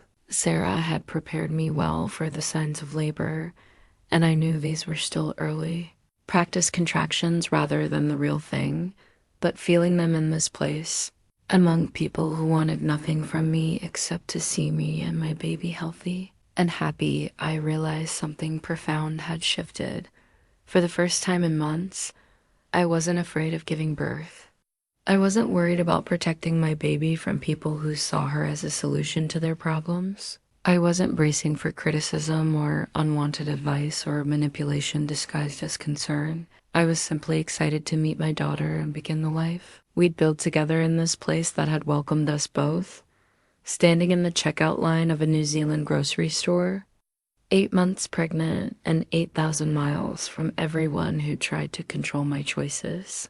I felt something I hadn't experienced since seeing that first positive pregnancy test. Pure, uncomplicated joy about becoming a mother. My phone buzzed with another message from home, but I didn't even look at it.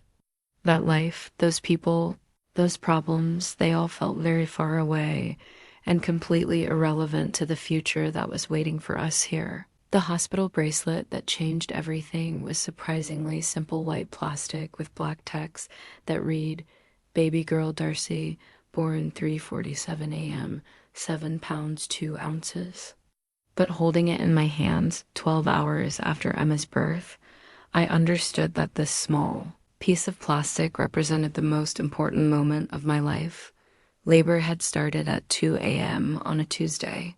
3 days before my due date, I'd been dreaming about swimming when the contractions woke me, not the practice ones I'd been having for weeks, but real, purposeful waves that made me sit up in bed with sudden clarity. "This is it," I whispered to my empty apartment, then immediately called Sarah. She arrived within an hour, calm and prepared, carrying the bag of supplies that would help bring my daughter safely into the world. The beauty of New Zealand's midwifery system was that I could labor at home for as long as possible, surrounded by my own things in my own space. "You're doing beautifully," Sarah said as we worked through the early contractions together. "Your body knows exactly what to do." By 6 a.m., it was time to go to the hospital. The drive through Auckland's quiet early morning streets felt surreal. I was about to meet the person I'd been protecting and fighting for all these months. Auckland Hospital's birthing center was nothing like the sterile, intimidating medical facility I'd imagined. The rooms were warm and homelike, with space for walking and different labor positions, tubs for pain relief, and an atmosphere of calm support rather than medical intervention. My birthing team was small but perfect. Sarah, a backup midwife named Jenny, and a nurse who seemed to anticipate my needs without being asked. No family members demanding updates, no people with opinions about my choices, no pressure to perform or explain or justify anything. Just me, my daughter, and the people whose only job was to help us both safely through this transition. The labor was intense but manageable. Sarah coached me through breathing techniques, position changes, and the mental game of writing each contraction rather than fighting it. When the pain became overwhelming, the birthing tub provided relief that felt almost magical. "I can see her head," Sarah said during the final stage of pushing. "She's almost here, Sydnie. One more push." Emma arrived in a rush of water and relief, and the most profound love I'd ever experienced. She was perfect tiny fingers, delicate features, dark, hair damp against her scalp. When Sarah placed her on my chest, skin to skin, the rest of the world disappeared entirely.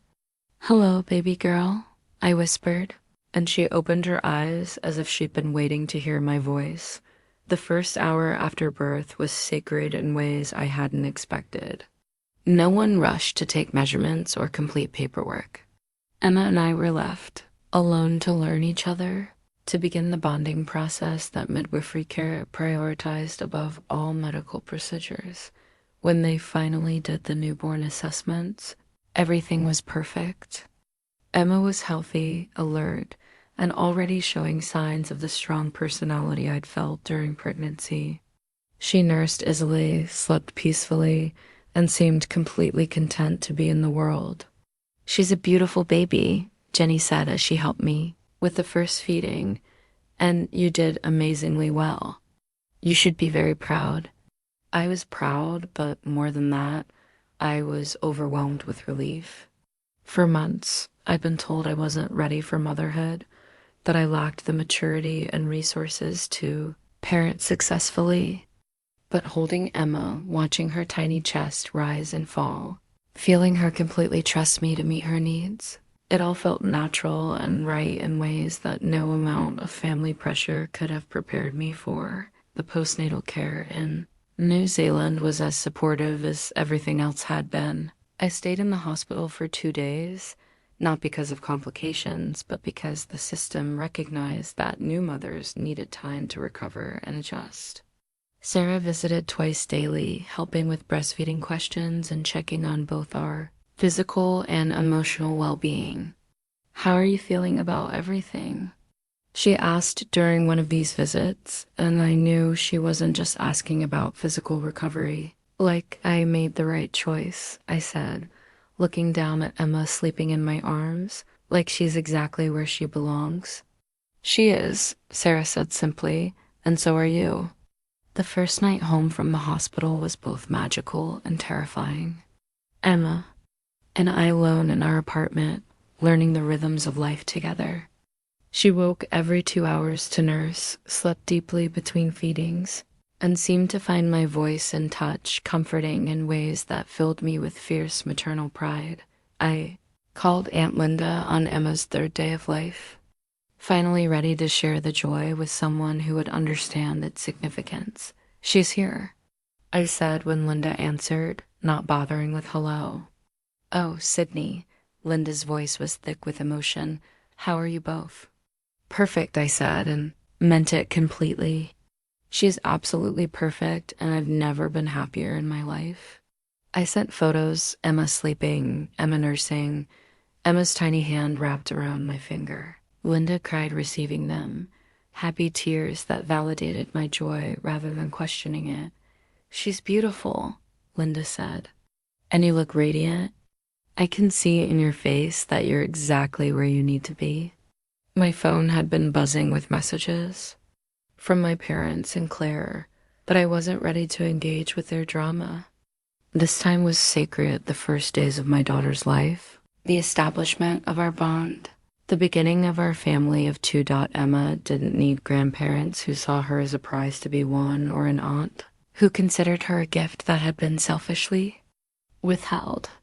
She needed a mother who loved her unconditionally and protected her from people who couldn't do the same. Looking at her hospital bracelet on her first week home, I understood that this piece of plastic represented more than her birth. Statistics.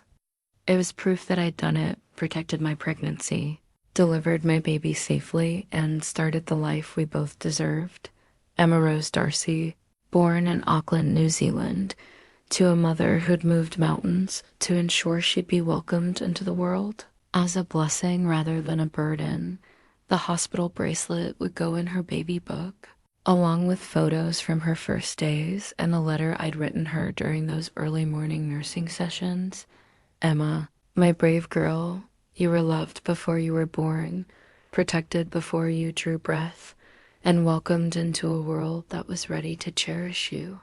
Your story begins here, in this place where your mother learned to be fierce enough to be worthy of you." The email from Claire arrived when Emma was 2 weeks old, marked with high priority and a subject line that made my blood pressure spike, "About our daughter." I stared at those 2 words, "our daughter," and felt every protective instinct I'd developed over the past months surge to life. Emma was sleeping peacefully in my arms after her morning feeding, completely unaware that people 8,000 miles away still considered her their solution rather than my child. The email itself was a masterpiece of manipulation dressed up as concern. "Sydnie, I know you're scared and overwhelmed right now. New motherhood is hard for everyone, but doing it alone in a foreign country must be terrifying. David and I have been researching international adoption procedures, and it's not too late to make the right choice for everyone involved. We've already prepared the nursery, told our friends, and made arrangements with our jobs for parental leave. We're ready to be Emma's parents. We just need you to be brave enough to let us love her the way she deserves. I know this seems dramatic, running away to New Zealand, but we understand you were confused and scared. We're not angry. We just want our daughter to come home where she belongs, with family who can provide everything she needs. Please don't let pride or stubbornness deprive Emma of the life we can give her. She deserves married parents, financial security, and a stable home environment. You know, we're right about this. We're prepared to fly to Auckland to discuss this in person if necessary. David's law firm has connections with international family law attorneys. We just want what's best for our baby girl. Love always, Claire P.S. Mom and Dad are heartbroken. They haven't heard from you since you disappeared, and they're worried sick. Whatever issues we had before, surely Emma's welfare is more important than holding grudges. I read the email 3 times, my anger building with each pass. Claire was still calling Emma our daughter.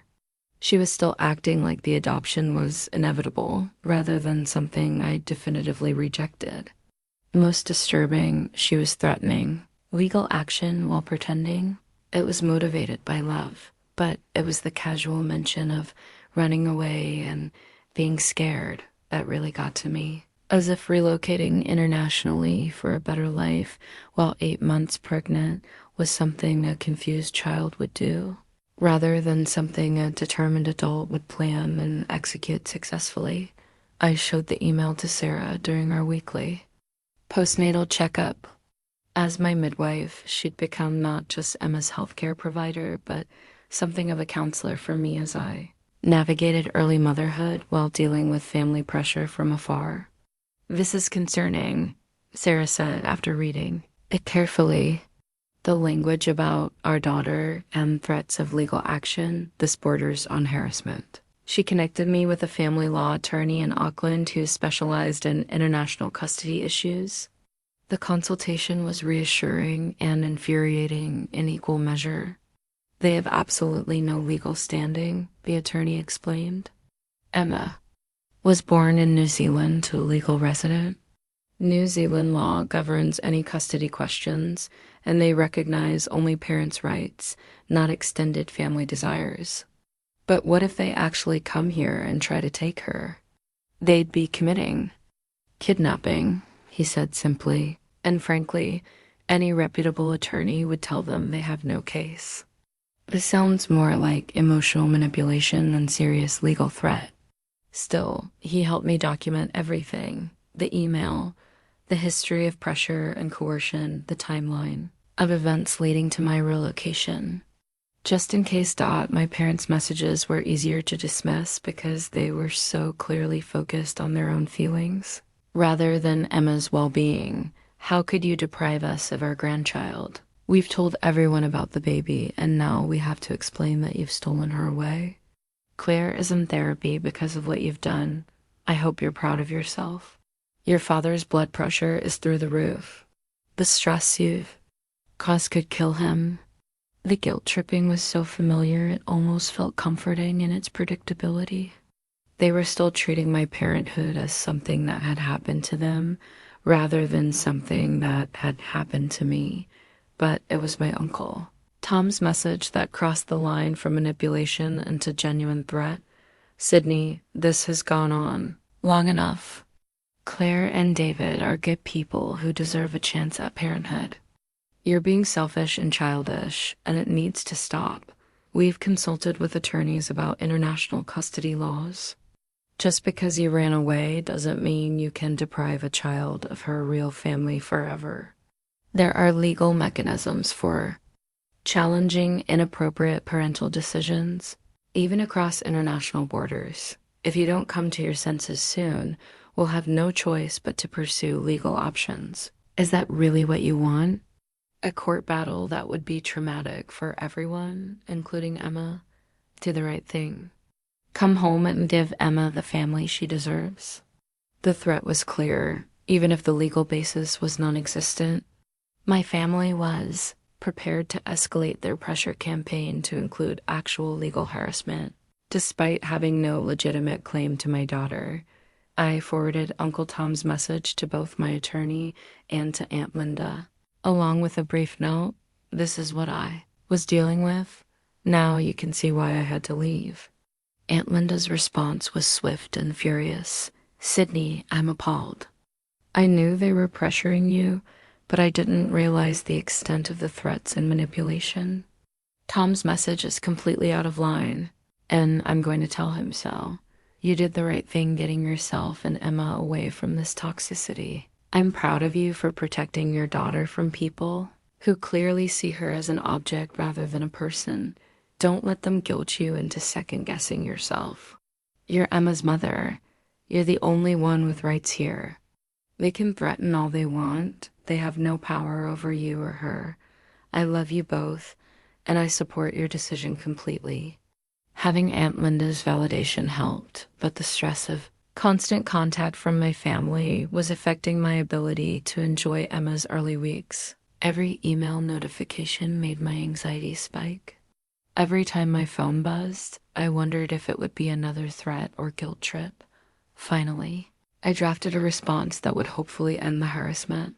To my family, I am writing this once to clarify the situation, and I will not be engaging in further discussion about this topic. Emma is my daughter. I am her legal parent and guardian under New Zealand law. I made the decision to relocate here for both our well-being, and that decision is final. I am not scared or confused. I am a competent adult who planned and executed an international move while pregnant, established healthcare and legal residency in a new country, and successfully delivered and am caring for a healthy baby. These are not the actions of someone who lacks judgment or capability. The adoption you've been pushing was never something I agreed to. Your attempts to pressure, guilt, threaten, and manipulate me into giving up my child are exactly why I needed distance from all of you.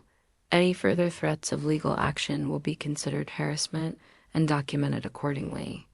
Any attempts to contact my healthcare providers, my employer, or New Zealand authorities will be reported to law enforcement. Love Emma enough to protect her from people who see her as a solution to their problems rather than a person in her own right. Until you can respect my role as her mother and treat us both with basic human dignity, we will have no contact if and when you're ready to have a relationship with us. That doesn't involve trying to control or manipulate my parenting decisions. You know how to reach me. Sydnie. I sent it to everyone at once, then immediately blocked their phone numbers and email addresses. The silence that followed was blissful. No more notifications. No more stress. No more having to defend my right to parent my own child. Just Emma and me learning to be a family in peace. The no-contact letter I'd sent to my family felt like drawing a line in the sand with permanent marker. For the first time since Emma's birth, I could focus entirely on being her mother without constantly bracing for the next wave of guilt, manipulation, or threats from people who should have been celebrating our well-being instead of undermining it. The decision to go completely no contact wasn't easy, but it was necessary. Every interaction with my family had become toxic, focused on their feelings rather than my reality.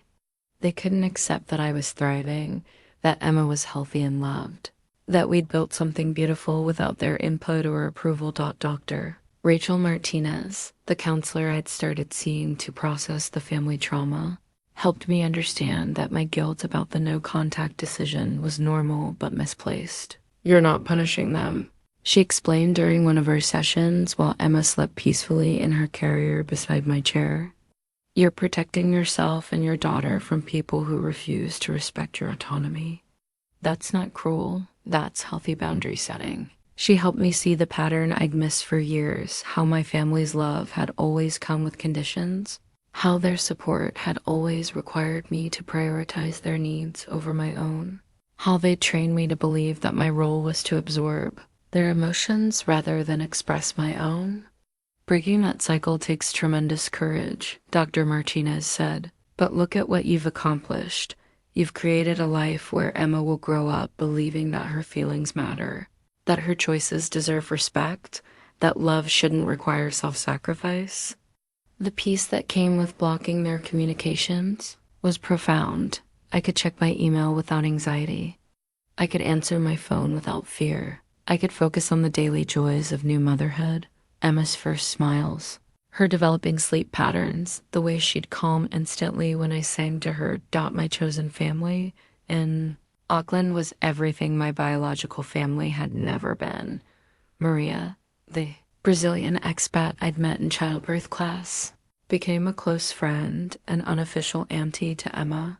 Her own daughter Sophia was 6 months older than Emma, and watching the two babies play together filled me with joy about the friendships Emma would develop here.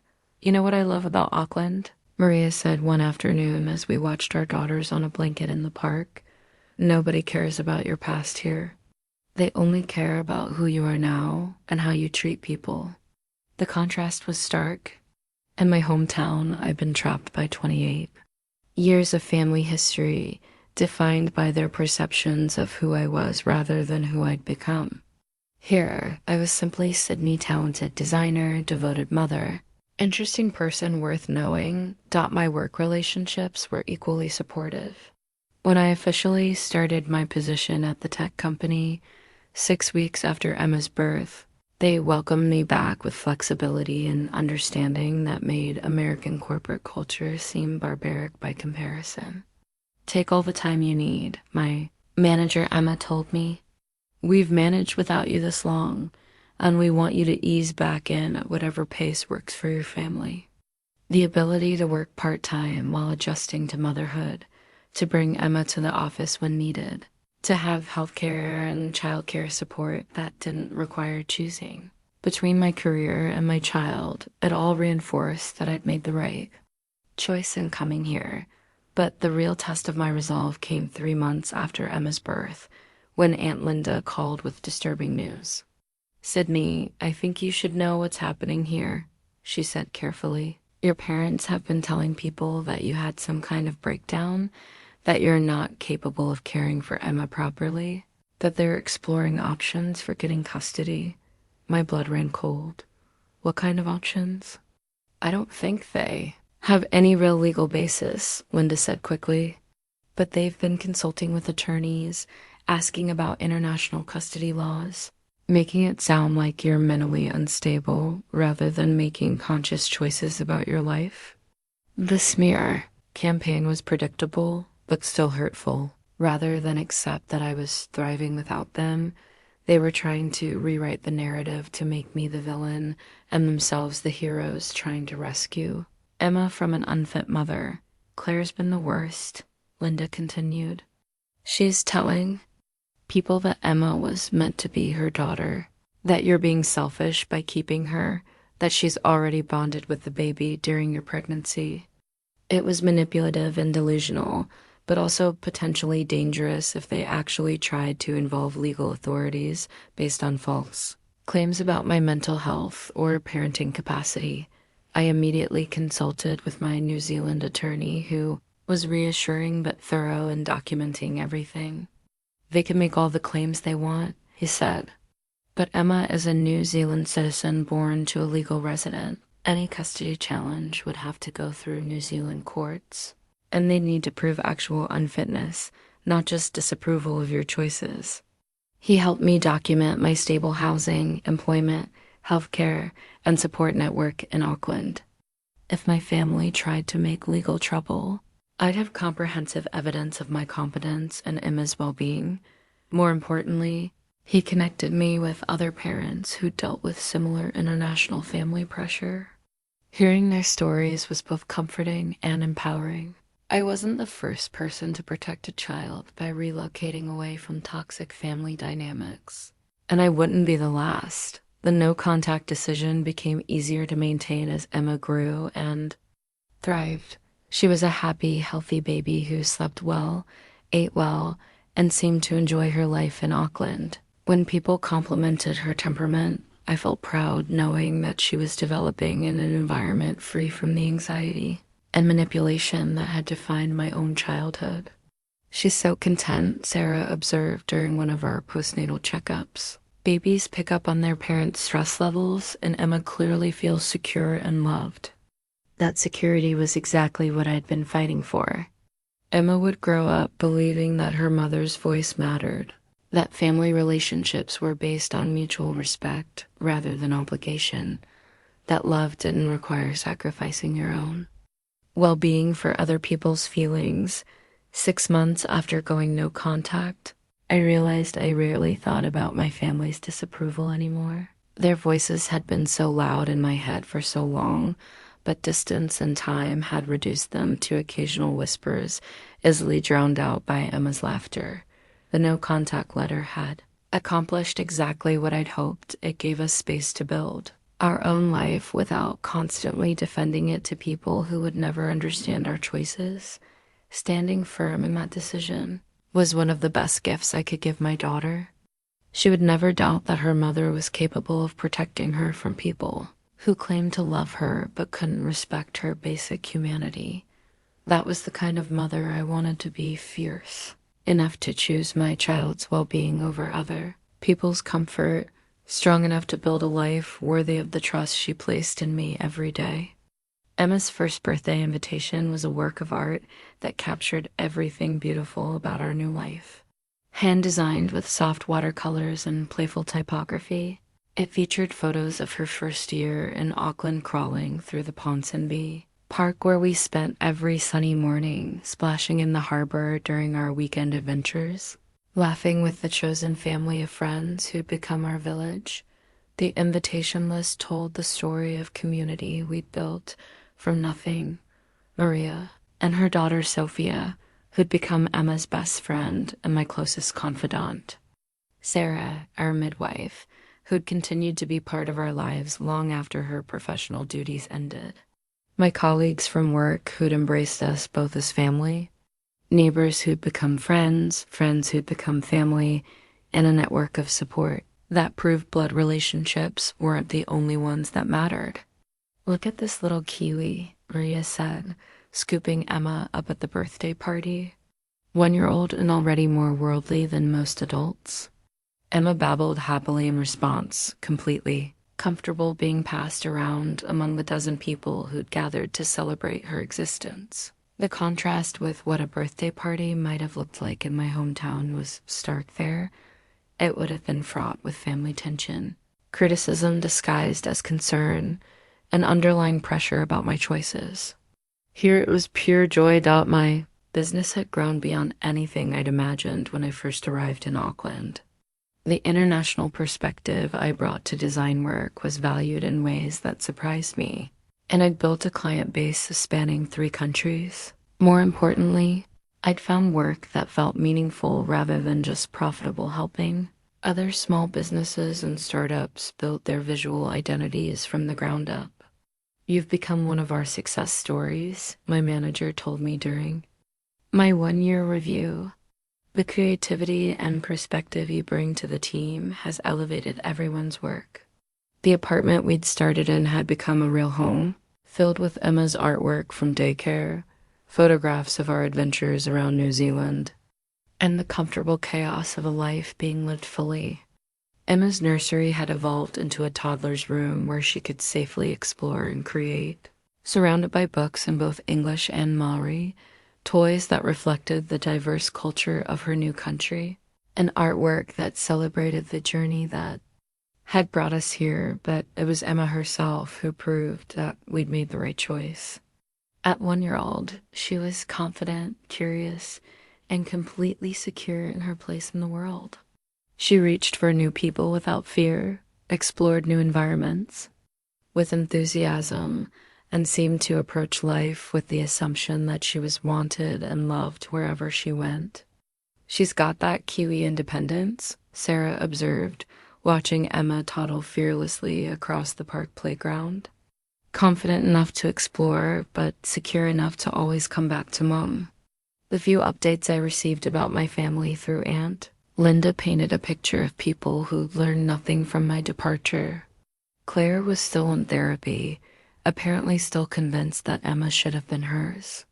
My parents were still telling people I'd had a breakdown, still positioning themselves as victims of my selfishness.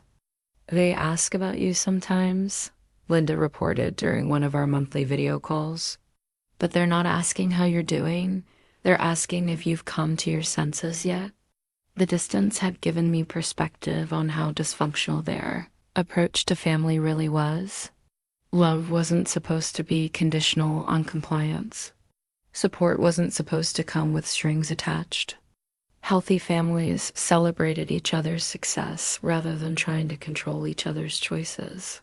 I think Emma saved us both, I told Dr. Martinez during what would be our final counseling session. Not just from them, but from the version of myself that would have kept trying to earn their approval instead of building something better. Emma had indeed saved us. Her existence had given me the courage to protect something more important than my family's comfort. Her future had motivated me to create the kind of life I'd never imagined for myself. Her love had taught me that the most important relationships are built on mutual respect and genuine care rather than obligation and manipulation. The letter I wrote to Emma on her first birthday would go in her baby book, along with the hospital bracelet from her birth and photos documenting our first year together. Emma Rose, my brave girl, today you turn 1 year old, and I want you to know the story of how we came to be here, building this beautiful life together. Before you were born, there were people who thought they knew better than I did about what was best for you. They couldn't see that the most important thing you needed was a mother who would protect your right to be loved unconditionally, who would choose your well-being over other people's expectations, who would move mountains or oceans to give you the life you deserved. We came to New Zealand not because we were running away from something, but because we were running towards something better. A place where you could grow up believing that your voice matters, that your choices deserve respect, that love doesn't require you to sacrifice yourself for other people's comfort. You're a New Zealand citizen, an Auckland girl, a daughter of 2 countries and cultures. You are confident and curious and completely loved. You are exactly who you're supposed to be, and you're growing up in exactly the place you're meant to call home. Happy first birthday, my darling. Thank you for teaching me that the strongest families aren't always the ones you're born into. Sometimes they're the ones you choose to build. As the birthday party wound down and I tucked Emma into her crib, she looked up at me with those dark eyes that had trusted me from the moment she was born. She was sleepy and content, surrounded by gifts from people who loved her without conditions, in a home where her mother's authority was respected and her future was her own to create. Standing in her doorway, watching her drift off to sleep, I felt something I'd never experienced in my hometown: complete peace about the life we'd built together. No second guessing, no anxiety about other people's opinions, no fear that someone would try to undermine my decisions or question my competence. Just the quiet satisfaction of a mother who'd protected her child and built something beautiful. And the process. Emma would grow up knowing that she was wanted, chosen, fought for. She'd grow up in a country that valued families like ours, surrounded by people who saw her as a gift rather than a problem to be solved. Most importantly, she'd grow up with a mother who'd learned that the most important family you'll ever have is sometimes the one you create yourself. New Zealand had given us more than residency. It had given us the chance to discover who we really were when we weren't trying to meet other people's expectations. It had shown us that love without conditions was possible, that support without strings attached existed, that families built on choice rather than obligation were often the strongest of all. As I turned off the lights in Emma's room and headed toward my own bed, I thought about the scared, pregnant woman who'd boarded a plane to the other side of the world 13 months ago. She'd been brave enough to protect something she'd never held, determined enough to build something she'd never seen, fierce enough to choose uncertainty over toxicity. That woman had become this mother, confident, independent, completely at peace with the choices that had brought us to this moment. Emma's first birthday wasn't just a celebration of her life, it was a celebration of the life we'd built together, the family we'd become, and the future that stretched ahead of us, bright with possibility and free from the voices that had once tried to convince us we weren't enough. We were more than enough. We were exactly right.